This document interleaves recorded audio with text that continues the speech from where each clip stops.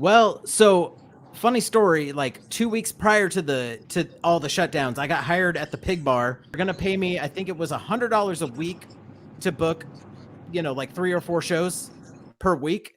And so, I mean, I had about 60 to 70 shows on the books already. I had routed my first tour ever with Rosie Plaza and People Flavor. Okay. Things were on the up and up. So, I mean, God, at least a couple grand, at least. And I mean, that's me lowering the bar. Like that's me just like Wow. rounding down. At least $2,000 was lost on just the shows that I had booked, not even anything that I had, like in the works, like anything that I had announced. Then I lost like 2 grand on that.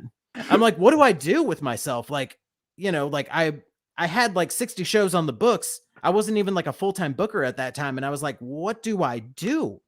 So I talked to my buddy Sage Rakowski, and he had a studio and was like, he had been bugging me for like months prior to this. He's like, you should start a podcast and interview the touring artists that are coming through Olympia and all this, or like, like use it as a promo. And I was like, nah, nobody listens to podcasts. That's stupid. And then shutdowns happen. And I'm like, well, let's give this a shot. And I basically reconnected with a bunch of, band members or just like MCs or, just people who I've worked with, but I've never actually had like a real conversation with, which was really, really just heartwarming, I guess, because a lot of this game is a lot of like me being behind the keyboard being like, hi, do you want to play this show? Or hi, can you offer my artist, $1,000 plus a hotel, and it was sort of like, hey, how are you doing? Let's have a conversation. Actually, like, let's get to know each other. Like, oh, you have hobbies outside of booking shows too. Like, hey, let's talk about that too.